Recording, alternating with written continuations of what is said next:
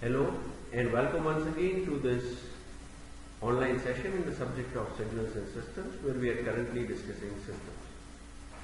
In last few online sessions we discussed classification of system, and in particular we discussed linear and non-linear systems, time invariant and time variant system, static and dynamic system.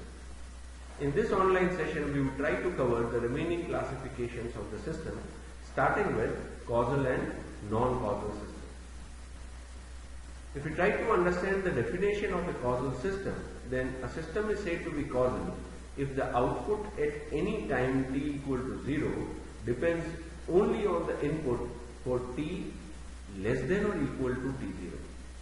That is, if I consider present time instance to be t0, if I consider the present time instance to be t0, then the output at time t0, it means that the present output depends only on the values of input which has occurred at time equal to t0 and less than t0. That is, the present value of the output depends only on the present value of the input or the previous value of the input, that is past input. So, other way of stating this is the present value of the output depends only on the present or past values of input and not on the future value. Such systems are called causal systems. Let us take an example. Y of t is equal to x square t. So output is square of the input. Which value of the input? Then the present value of the input, because we are taking square, but square of what? X of t. X of t is what? Present value. So the output, that is the present value of the output, depends only on the present value, and hence the system is causal.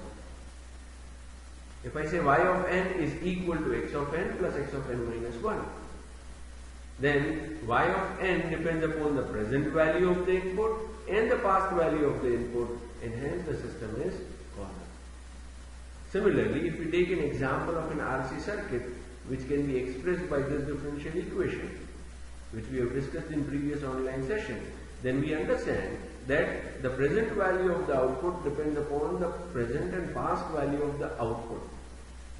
So here there is no dependency on the future, and hence again the system is causal. Causal system simply means that you can never get an output without application of an input. Against this, if we try to examine non-causal system, then the system whose output also depends upon the future values of the input are called non-causal. Example, if I write y of n is equal to x of n plus x plus n x of n plus 1, then this term x of n plus 1 represents the future value of the input. So output depends upon the present and the future. As it depends upon the future value, the system is non-causal system. Similarly, if I take an example, y of t is equal to cos pi t x t plus 1. Again, this x t plus 1 represents future input, and hence the system is non-causal. Right? We need to understand that we have discussed the concept of static and dynamic systems in last online session. How did we define the static systems? Static systems are those in which the present value of the output depends only on the present value of the input, not past, not future. Whereas what is a causal system? Causal system is one in which the present value of the output depends on the present value of the input or the past value of the input, not future. So static says present should depend only on the present. Causal says present should depend only on the present or the past, not the future. So we can say that static systems are always causal.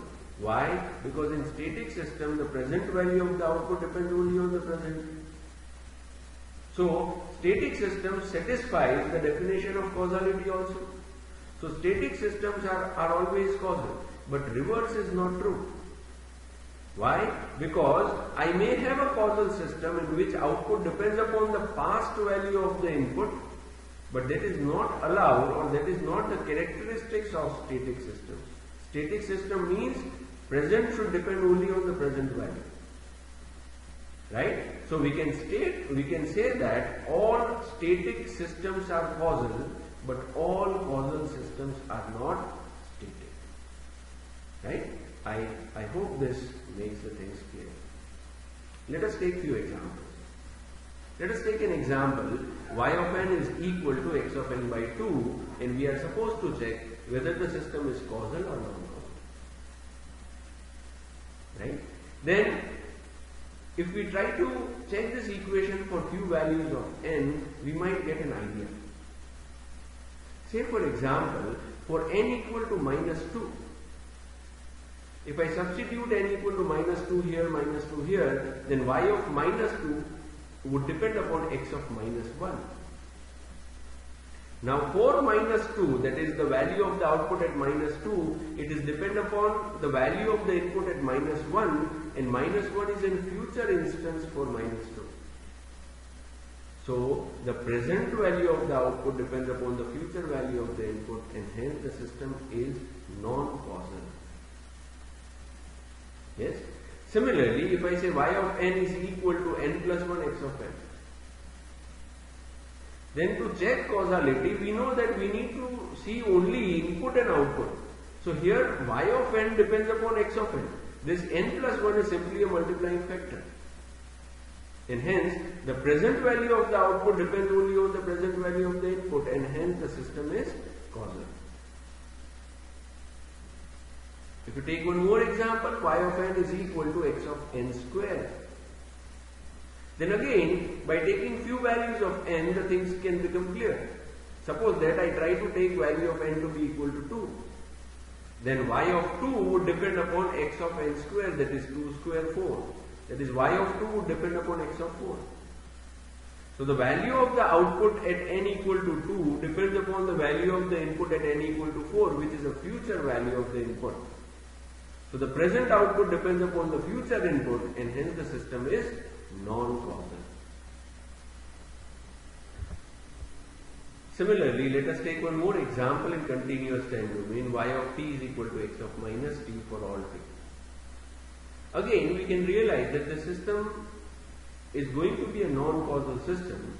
Why? Because say for example, if we take the value of t to be equal to minus 1 and we try to calculate what would be y of minus 1, then y of minus 1 would be equal to x of 1.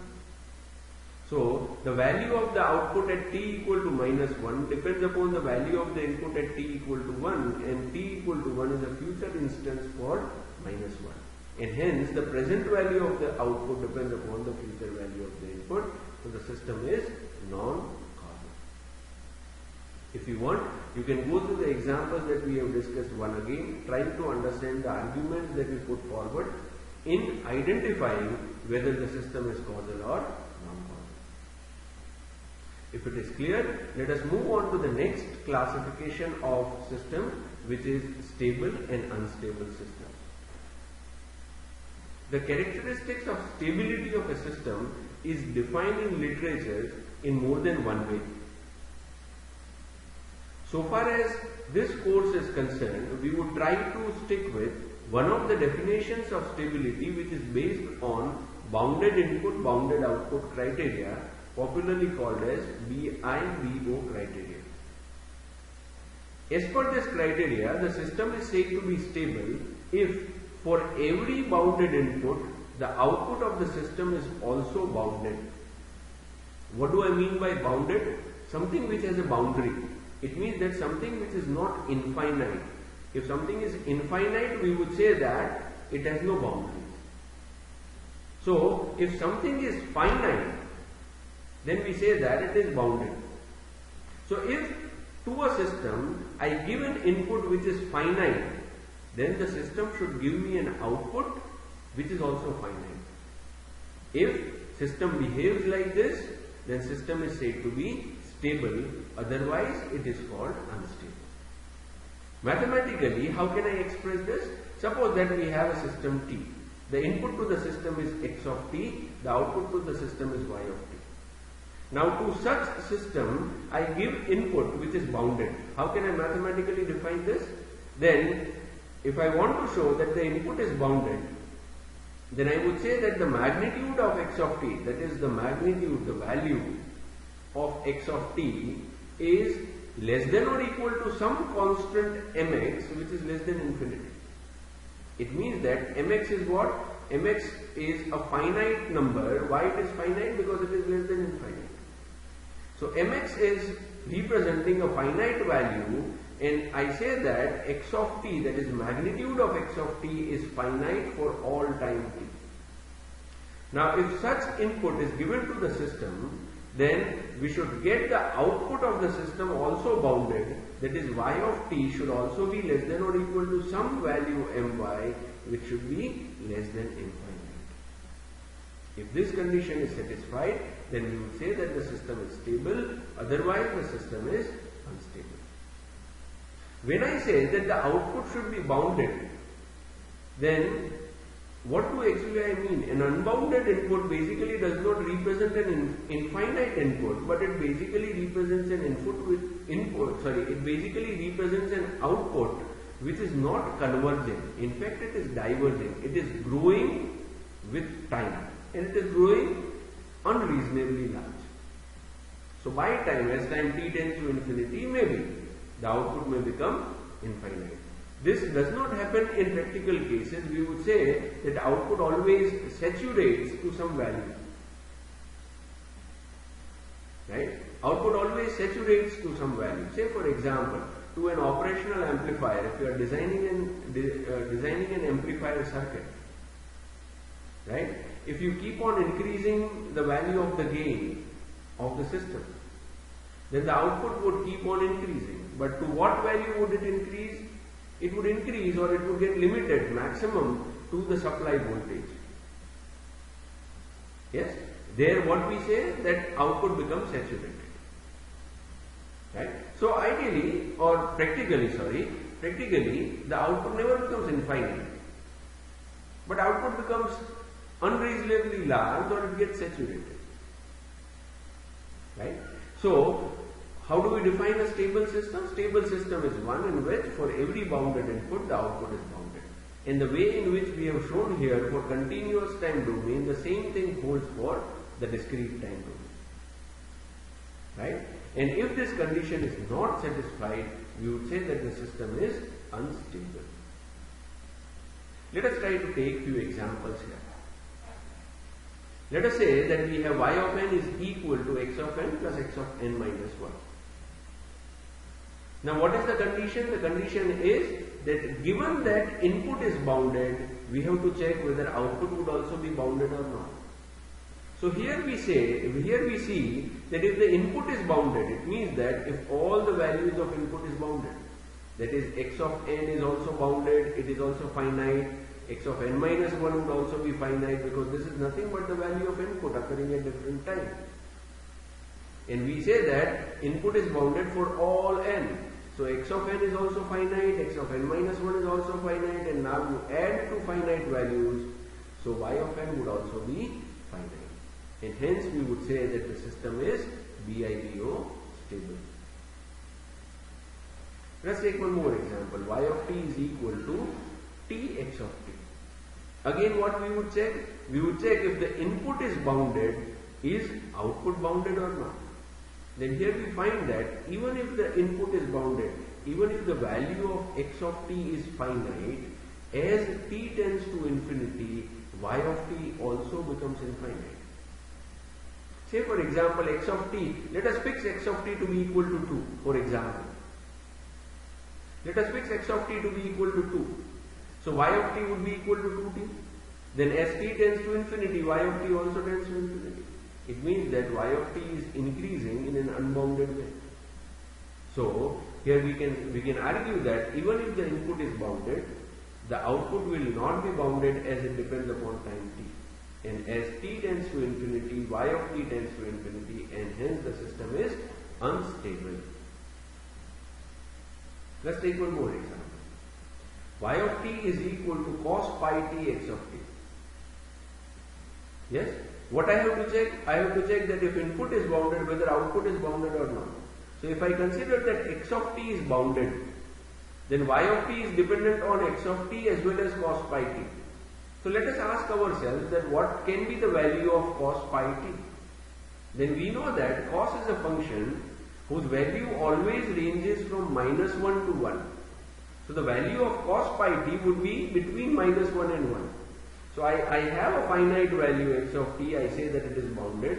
It is multiplied by a range of values which can be -1 or 1, and hence y of t is always going to be finite. That is, how can I argue? I can argue as that the value of cos pi t ranges between -1 and 1. So if the input is bounded, the output would also be bounded, and hence my system is BIBO stable. Yes? Let us see this example in discrete time domain. Y of n is equal to 1 by 2 raised to power n x of n. Right? Can you guess what would be the nature of the system? Would it be stable or unstable? Yes. What we are supposed to see? We are supposed to see that let the input be bounded. So x of n is bounded. So output now depends upon what? Output now depends upon 1 by 2 raised to power n. Yes. Now we can understand that this 1 by 2 raised to power n, the value of this primarily depends upon the power n. Now if I say n tends to minus infinity, so 1 by 2 raised to power minus infinity is basically what? 2 raised to power infinity, which is basically infinite. So we find that even if x of n is bounded, y of n would not be bounded, and hence the system is not stable or system is unstable. You can go through this example once again if required. This would help you to clear your concepts more. Now, if this is done, let us try to visit the last classification of the system, which is in terms of invertible and non-invertible systems. Then, if I try to define an invertible system, then system is said to be invertible if there exists one-to-one relation between input and output of the system. What do I mean by one-to-one correspondence or one-to-one relation between input and output? Then it simply means that for every unique input, the output is also unique. It means that for two different types of input, I don't get the same type of output. That is, for two different inputs, I don't get the same output. Then I would say that the system has one-to-one relation between input and output, and such systems are called invertible systems. Why the name invertible is used is because if the system is satisfying one-to-one relation between input and output, then there exists, we can always find a system such that it is inverse of the given system. It means that it is possible to find an inverse system such that the series connection of the two systems would give you the input back on the output side. Let us try to understand this. Let us say we have a system T, and let us say this system is invertible, that means it has a one-to-one relation. Then for this system T, it is always possible to find an inverse system T inverse such that if input x of t is applied to this system, let us say the output is y1t, which is equal to t of x of t. Now if this y1 is applied to this system as an input, then let us say the output y of this system would be equal to t inverse, because system function of this system is t inverse of y1t. Now what is y1t? y1t is nothing but t of x of t. So t inverse of t of x of t is nothing but x of t. So what am I trying to state is that if the system is invertible, then there always exists another system which is inverse of the given system, such that when you connect two systems in cascade, the output of this would be same as the input. Yes, the definition of invertible system to an extent relates with the notion of or the concept of invertible function in mathematics, in basic mathematics. Right? Okay. The system which does not satisfy this relation of one-to-one correspondence between input and output is said to be a non-linear system. Let us try to take an example to understand this better. Let us say y of t is equal to 3x of t. Then if you try to understand, if you try to plot the relation between input and output here, it is going to be a straight line passing through an origin with a slope of 3. Right? So here we identify that for each unique value of x, I would get a unique value of y. So the system has one-to-one relation between input and output, and hence the system is invertible. So if the system is invertible, there should always exist an inverse system. So how can I understand this? Let us say that the given system y of t is equal to 3x of t. That is, if I give input to be equal to x, my output would be equal to 3x. Let me call this output to be equal to y1. Now this y1 is given as an input to another system which I call an inverse system. And how do I design this? I design it as y of t is equal to 1 by 3 x of t, where x is input, y is output. So here what is the input? The input is y1. So output y of t would be equal to 1 by 3 y1t. What is y1? y1 is 3x of t. So 1 by 3 into 3x of t is nothing but x of t. So these two systems are said to be inverse of one another, and it is possible to find this inverse pair of system because the system is invertible. In the same way, let us take one more example. Say y of n is equal to x square n. From the system equation itself, it becomes clear that the system is not in one-to-one, or the system does not satisfy one-to-one relation between input and output. Why? Because for two different values of input, say for example x of n to be equal to 2 and x of n to be equal to minus 2, I will get the same value of output which will be equal to 4. And hence the system is not invertible. Right? The system does not have one-to-one relation between input and output. We can show it or we can check it, we can verify it by taking a simple example of x of n to be equal to 2 and x of n to be equal to minus 2, which in both the cases gives you output equal to 4. And hence the system is not invertible system. With this discussion, we primarily complete the discussion on classification of systems.